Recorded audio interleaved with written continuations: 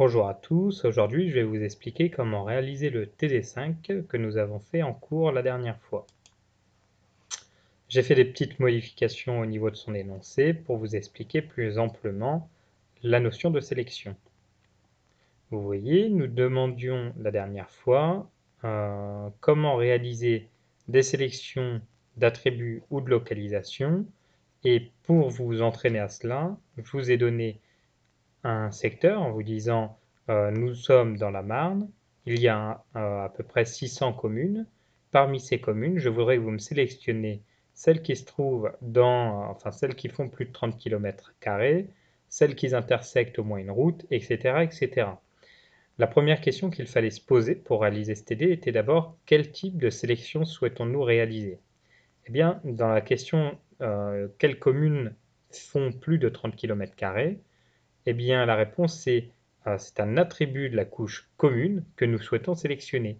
Donc, c'est une sélection par attribut. Comment réaliser cette sélection? Eh bien, nous le verrons un peu ensuite. Enfin, nous le verrons ensuite. Déjà, la première chose était de faire en sorte de trouver l'attribut, enfin de créer l'attribut superficie en kilomètres carrés ou non, ou en mètres carrés pour les communes, pour ensuite faire la sélection par attribut des communes de plus de 30 km². Donc je vais vous montrer comment est-ce qu'on réalise cela. Ici, nous sommes sur la carte de la Marne. Nous allons laisser uniquement les communes pour commencer. Et nous voulons les communes de plus de 30 km². Eh bien, si vous faites un clic droit ici et que vous faites ouvrir la table attributaire, eh bien, vous voyez que dans cette table attributaire, nous n'avons pas la superficie des communes. S'offre à vous deux possibilités pour trouver cette superficie. La plus simple est de faire un clic droit, de faire Données, exporter les données, toutes les entités, et ici nous allons aller dans nos données, et dans nos données nous allons créer une géodatabase que nous allons appeler données, dans laquelle nous allons ajouter le fichier commune. Donc en classe d'entité de géodatabase, puisque c'est ici qu'on l'ajoute. Nous allons l'appeler commune, enregistrer. OK. Comme vous voyez ici, on vous propose d'ajouter la couche commune qui vient d'être créée. On accepte. Nous supprimons ainsi la précédente couche commune qui n'est plus utile.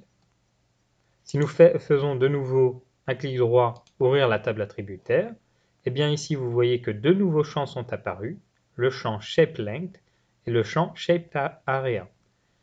Le champ ShapeArea donne la surface des polygones et donc nous permet de connaître pour chaque polygone sa surface en mètres carrés puisque nous sommes actuellement dans le système de coordonnées Lambert 93. Nous avons 620 communes. Toutefois, il existe une deuxième solution qui est simple aussi, mais qui ne permet pas ensuite de profiter du fait d'être dans une géodatabase pour avoir des noms longs pour les noms de fichiers ou pour les champs ici. Mais bon, après c'est comme vous voulez. Ici, dans les options de la table, je ne sais plus exactement comment ça s'appelle, dans les options de la table précisément du coup, on ajoute un champ, on va appeler ce champ surface. On va mettre un réel double qui sont des chiffres dans le type qu'on va retrouver dans la table et on fait OK. Ensuite, on fait simplement un clic droit sur ce nouveau champ et nous pouvons faire calculer la géométrie. Nous met un petit message nous informant que, étant donné que nous ne sommes pas dans une session d'édition, le fait de modifier les champs sera définitif. Nous acceptons. Nous précisons que nous voulons calculer la surface. Cette surface, nous la voulons par rapport au système de coordonnées en cours qui est le Lambert 93. Et l'unité, eh bien on peut mettre directement des kilomètres carrés. Et ensuite on fait OK. On fait encore OK qui formalise notre choix. Et vous voyez ici, pour les 7 millions de mètres carrés, eh bien nous nous retrouvons avec 7 km². Donc, nous utiliserons ensuite le champ surface, puisqu'il est déjà en kilomètres carrés.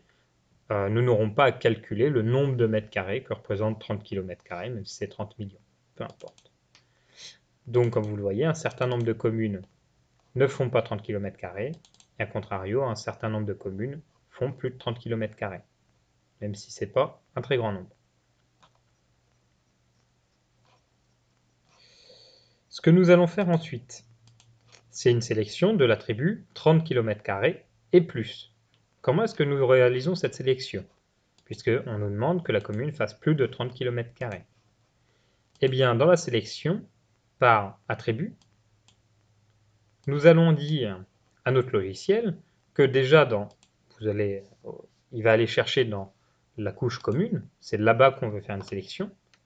On veut faire une sélection dans le champ surface, et on veut que cette surface soit supérieure à 30 km². Évidemment, ici, en cliquant sur ajouter une valeur unique, enfin valeur unique, vous ajoutez toutes les valeurs uniques disponibles à la table. On en ajoute une, simplement pour voir comment il faut l'écrire. Et si vous voyez qu'il faut les écrire 5 points quelque chose, qu'il n'y a pas d'accent, enfin je ne sais plus comment on les appelle, mais la touche du 4, ni la touche du 3, qui sont des traits massifs finalement. Donc on a simplement à marquer 30, qui correspondra à 30 km², puisque nous sommes dans la couche surface.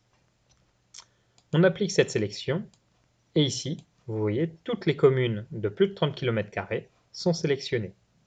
On fait OK, et ensuite on fait un clic droit, Données, Exporter les données, pour pouvoir exporter la sélection. Mais puisque nous ne voulons que les entités sélectionnées, nous prenons bien soin dans Exporter, de n'exporter que les entités sélectionnées. Nous allons dans la base de données. Je vous conseille toujours de tout enregistrer vos données dans la base de données qui s'appelle données. On va l'appeler C pour commune, 30, car on sait que le facteur 30, c'est forcément le facteur correspondant aux 30 km, aux plus de 30 km², puisque pour chacune de vos sélections, vous pouvez mettre 30, vous pouvez mettre route, vous pouvez mettre RH pour réseau hydrographique, vous pouvez mettre VF pour voie ferrée, et 200 pour la sélection de 200 habitants, et 60 pour la zone tampon, puisque de toute façon, c'est les seuls à chaque fois. Il n'y a pas plusieurs sélections par rapport aux voies ferrées, il n'y a pas plusieurs sélections par rapport aux habitants, ce qui vous permet d'avoir un nom de fichier qui ne va pas être trop long. Donc là, on va l'appeler C30, les communes de plus de 30 km². On enregistre, on fait OK, et là, il nous propose une nouvelle fois d'ajouter cette couche. La couche est apparue, elle est dans une couleur qui ne se distingue pas trop, donc on va la mettre en rose. Là, on peut désélectionner notre sélection, et effectivement, les communes de plus de 30 km² sont importées. Puisque nous cherchons à trouver la commune qui correspond à tous ces critères, eh bien il n'est plus nécessaire de conserver la couche commune, puisque toutes les communes qui ne sont pas dans la couche C30 ne nous intéresseront pas. Donc on la supprime. Ensuite, on vient créer une seconde sélection. Cette fois-ci, nous allons prendre le deuxième point, qui est ici, se trouver dans une commune intersectée par au moins une route. Eh bien, nous avons les tronçons de route qui correspondent à la topo route 120, puisque évidemment, il y a bien des routes pour aller dans toutes les communes, même si celle-là n'a pas de route majeure pour s'y rendre. Et nous allons faire une sélection, cette fois-ci par emplacement, puisque nous voulons localiser toutes les communes se trouvant intersectées par une route. Sélectionner par emplacement. Nous voulons sélectionner les entités dans la couche commune 30. Nous voulons que cette sélection se fasse par rapport à couche source tronçon de route. Et nous voulons sélectionner du coup voilà, dans les communes. Mais ce qu'on veut aussi, c'est que toutes les communes 30 qui soient sélectionnées soient intersectées par les entités de la couche source. Car vous pouvez choisir par exemple contient entièrement l'entité de la couche source, mais ça serait plus pertinent pour des points par exemple, ou d'autres polygones. Mais là, dans notre cas, nous allons laisser l'option standard qui est intersectée par l'entité de la couche source. Nous verrons ensuite d'autres exemples. On applique cette sélection. Et comme vous le voyez, seule la commune qui se trouve ici n'a pas été sélectionnée. Ce n'est pas grave. De toute façon, c'est l'objectif, d'écrémer les communes. Nous allons maintenant exporter cette nouvelle sélection, toujours les entités sélectionnées, et nous allons les mettre dans les données en l'appelant C 30, et cette fois-ci, route, avec un R pour route. Enregistrer. On enregistre. On exporte la donnée qu'on vient de créer, enfin on importe la donnée qu'on vient de créer, que vous voyez apparaître en rose, enfin en violet. On va mettre du bleu comme ça se voit. Voilà. On peut maintenant supprimer la couche C30 qui ne respecte pas le facteur, le repère route. Et nous allons maintenant passer à la troisième sélection. La route doit se trouver dans une commune à plus de 10 km du réseau hydrographique. Et bien dans ce cas-là, nous allons faire une sélection par attribut, puisque c'est par rapport au réseau hydrographique par emplacement, excusez-moi, puisque c'est effectivement par rapport au réseau hydrographique qu'on souhaite faire une sélection. Nous pouvons désélectionner d'ailleurs tronçon de route et sélectionner le réseau hydrographique. Donc, on peut déjà mettre les deux couches qu'on souhaite utiliser. Donc, en couche cible, là où on souhaite faire la sélection, eh bien, nous prenons C30 route. Et dans la couche source, nous prenons réseau hydrographique. La sélection que nous souhaitons réaliser se trouvait dans une commune à plus de 10 km du réseau hydrographique. Eh bien, pour cela, il y a plusieurs solutions. La première eh bien, est de faire une sélection de l'intégralité des communes. Pour cela, nous allons faire un petit clic droit ici, sélection, sélectionner toutes les communes. Vous voyez, toutes les communes sont maintenant en bleu surbrillant. Et maintenant, à cette sélection, nous allons enlever les communes qui se trouvent, j'ai encore oublié, à 10 km du réseau hydrographique. Eh bien, dans la méthode de sélection, nous ne voulons plus sélectionner des entités. Ce que nous voulons, c'est supprimer à partir des entités courantes, des entités qui sont en cours de sélection, dans commune. Nous voulons supprimer tous les tronçons hydrographiques qui sont intersectés par l'entité couche source, mais non seulement intersectés, mais aussi qui se trouvent, donc en appliquant une distance de recherche, à 10 km de l'entité tronçon hydrographique. Ainsi, en appliquant cette sélection, nous voyons que se désélectionnent toutes les communes qui sont trop proches d'un réseau hydrographique. Donc là, on a un petit bug d'affichage. Donc ce qu'on va faire, c'est qu'on va simplement exporter les entités et nous devrions avoir la bonne sélection. Donc on va l'appeler C 30 R 10. Enregistrer. Entité sélectionnée, effectivement. OK. On les ajoute. Et cette fois-ci, si nous désélectionnons l'intégralité de ces couches, nous voyons qu'en bleu apparaissent les couches qui ont été désélectionnées, puisqu'elles sont en arrière-plan, et en violet les couches qui se trouvent effectivement à plus de 10 km. Donc juste avant, on avait un petit bug d'affichage. C'est assez classique sur ArcMap. Donc il vous suffit d'exporter pour vérifier que votre sélection était correcte. Voilà. Donc on peut supprimer la couche C30 route, puisque maintenant nous avons une couche qui est plus sélective, et appliquer maintenant le quatrième critère. Le quatrième critère est encore une fois une sélection par localisation, puisque on nous demande de supprimer à la sélection, en fait, de supprimer des communes, toutes celles qui sont intersectées par les voies ferrées. Et bien cette fois-ci, nous aurons les voies ferrées. Évidemment, vous pouvez le faire manuellement, hein, en sélectionnant toutes celles, vu le nombre de communes qu'on a, on peut quasiment le faire manuellement en supprimant toutes celles qui sont intersectées par les voies ferrées. Bon, là pour l'exercice, on va le faire avec les sélections par emplacement. Donc déjà, nous resélectionnons l'intégralité de nos communes. Sélection, sélectionner tout. Et nous allons désélectionner en supprimant à partir des entités courantes dans commune toutes les communes qui ont un tronçon de voie ferrée qui intersecte la commune. Nous enlevons la distance de recherche puisque là, nous voulons exclusivement les communes qui ne sont pas intersectées et pas les communes pas intersectées et à moins de 10 km. Non. S'il y a une voie ferrée, ça ne marche pas. S'il n'y en a pas, ça marche. Donc ici, en appliquant cela, Eh bien, nous avons désélectionné, vous voyez, ces communes-là, ainsi que voilà, ces communes-là, et nous pouvons maintenant exporter cette couche. Exporter les communes, voilà, nous faisons C30, route, 10 et voie ferrée. On enregistre, OK, ça s'ajoute à notre couche. Encore une fois, on peut supprimer la couche qui n'est plus pertinente ici en arrière-plan. Nous pouvons désélectionner voie ferrée. Et nous allons maintenant réaliser l'avant-dernière sélection qui correspond à trouver dans une commune, enfin à trouver toutes les communes de moins de 200 habitants. Et bien pour cela, il faut faire une petite étape qui est un petit peu plus compliquée, puisqu'il s'agit de faire un lien entre notre couche commune et, et une table attributaire dans laquelle il y a les populations par commune. Donc, nous allons aller dans notre catalogue, aller chercher cette fameuse couche. Cette fameuse couche que je n'ai pas là, donc je vais mettre en pause la vidéo pour aller la chercher.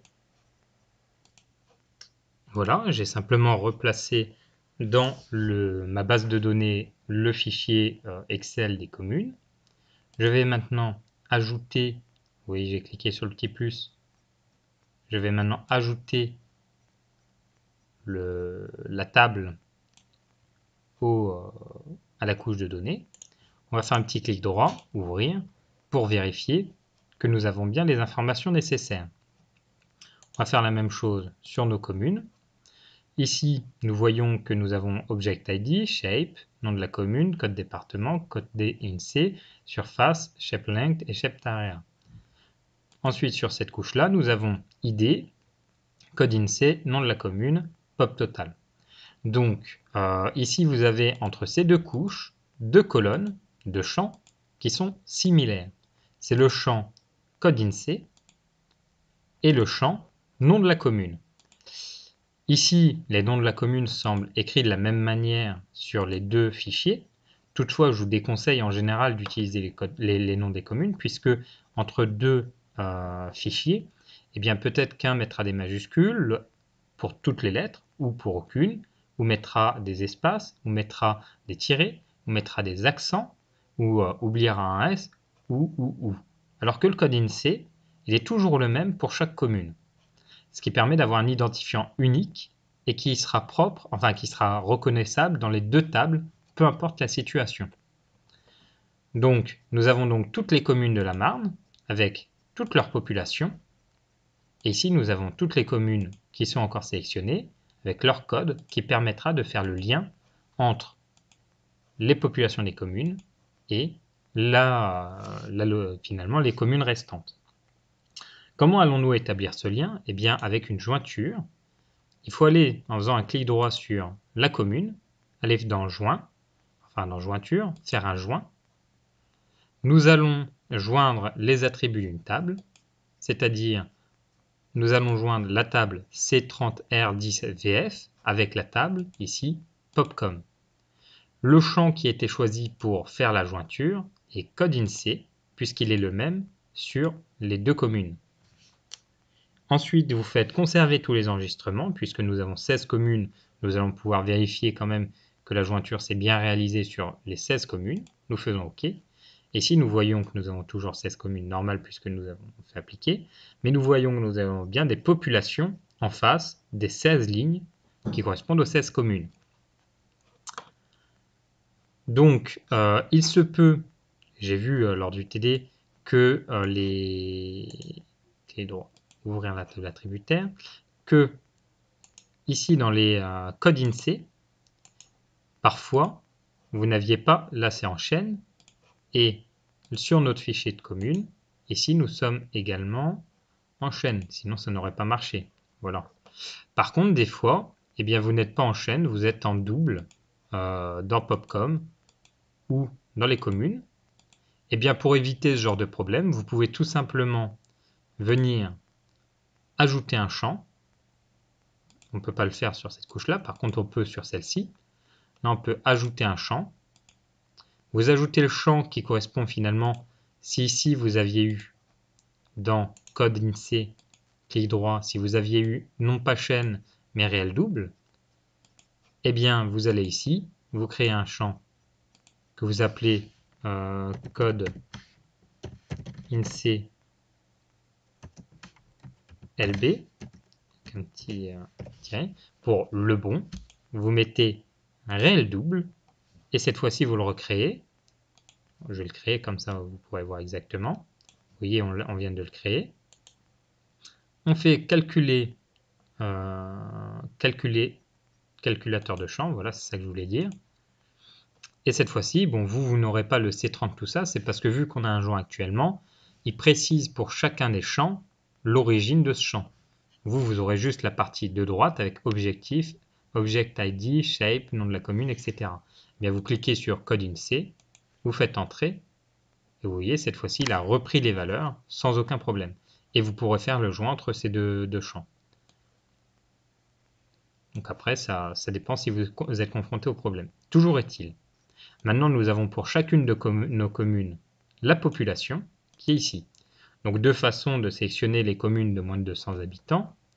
Soit vous sélectionnez manuellement ces deux communes-là, vous voyez par une simple... j'ai juste été cliquer sur le premier, j'ai maintenu le clic pour venir sélectionner les deux, puisque au-dessus il y a plus de 200 habitants. Et vous voyez effectivement, il faut qu'on aille sur la couche, nous avons sélectionné les deux communes. Évidemment, pour l'exercice, nous n'allons pas faire comme cela. On les désélectionne donc. Et nous allons faire une sélection par attribut. Pour cela, nous allons sélectionner dans la couche C30 route 10 voie ferrée. Dans le champ population, toutes les zones avec une population inférieure à 200. Et là, on modifie pour 200 habitants. On applique. Et là, vous voyez, les deux communes sont sélectionnées. On exporte de nouveau cette couche. On l'ouvre. On lui redonne ce nom-là. Et on ajoute juste 200. On enregistre. On fait OK. Et on accepte encore d'importer la couche. On peut retourner ici, ce qui vous permet d'avoir un affichage qui est un petit peu plus sympathique. Et on peut supprimer l'autre couche. Voilà. Il nous reste maintenant une dernière sélection qui correspond à doit se trouver dans une commune totalement en dehors de la zone tampon de 60 km de l'aérodrome Reims-Prunet. Et bien cette fois-ci, nous allons faire une zone tampon puisque c'est le but de l'exercice. Évidemment, en passant par l'outil de sélection par emplacement, eh bien nous serions capables de sélectionner toutes les communes. Regardez, sélectionner les communes qui se trouvent par rapport à l'aérodrome, intersecter et à moins de 60 km. On sélectionne, et bien du coup c'est celle-ci. Donc il aurait fallu faire une sélection des deux entités et désélectionner en faisant supprimer à la sélection pour avoir tout ce qui est en dehors de la zone des 60 km. Mais de toute façon, c'est pas ce qu'on va faire. Ce que nous allons faire, c'est prendre la couche aérodrome. Nous avons l'aérodrome ici. Nous allons créer une zone tampon. Cette zone tampon, on va l'appliquer sur les aérodromes de France, puisque ici c'est une couche sur toute la France. Ah. D'ailleurs, je vais vous montrer un tout petit truc qui peut vous aider aussi à faire quelque chose de plus sympathique dans vos cartes.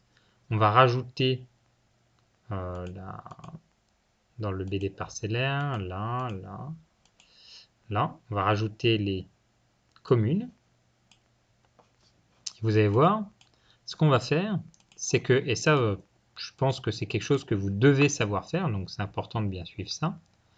Vous allez dans les géotraitements, vous allez faire découper, et vous allez découper la couche des aérodromes en fonction de l'entité de découpage, les communes.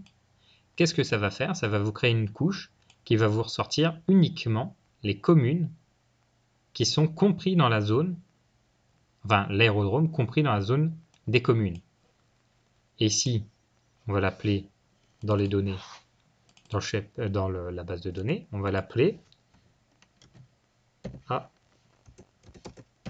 aérodrome Marne, puisque c'est l'aérodrome de la Marne. On enregistre, on fait OK, et ici va apparaître une nouvelle couche, très bientôt.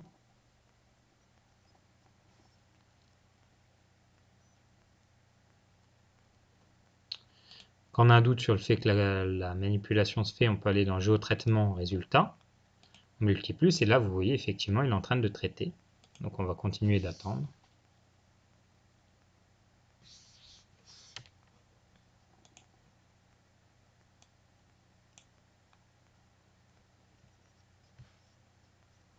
C'est terminé.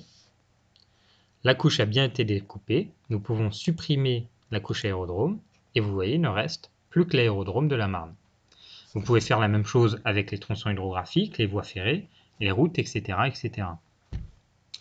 Maintenant, on va reprendre où on en était au niveau de la sélection, qui est la sélection des zones tampons, enfin la réalisation d'une zone tampon, par rapport à l'aérodrome, donc maintenant uniquement celui de la Marne. Nous allons placer la couche de sortie dans nos données. Nous allons l'appeler ZT aérodrome. Donc c'est la zone tampon de l'aérodrome.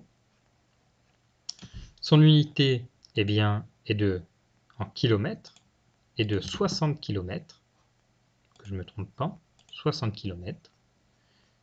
Je vous conseille de mettre en mode de fusion, on peut me laisser none, mais lorsque vous avez plusieurs entités qui risquent de se superposer, le mieux est de mettre all, ce qui permet de fusionner les entités. Là, cette fois-ci, nous n'en avons qu'une, donc pas de question à se poser. Et vous faites OK.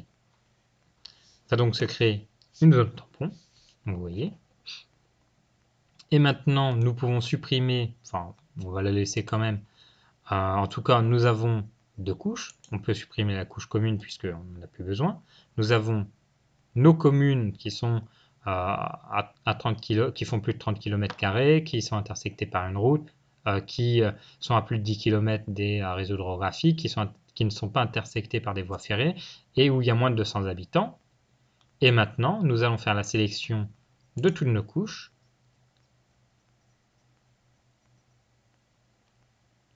Sélectionner tout, sélection, par emplacement, et cette fois-ci nous allons dire supprimer à la sélection en cours, dans les communes, zone tampon de la Marne, on enlève la distance de recherche, et là on fait OK. Et effectivement, nous n'avons plus qu'une seule commune, que nous allons exporter, donner, exporter, avec ce nom-là, et le dernier indicatif qui est 60, pour les 60 km d'exclusion de la zone tampon de l'aérodrome.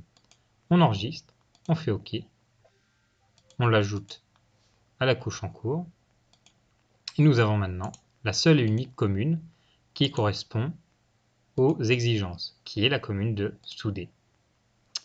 Voilà, maintenant il vous reste toute la partie mise en page à réaliser, et si vous avez différentes questions ou quoi, eh bien je reste à votre disposition.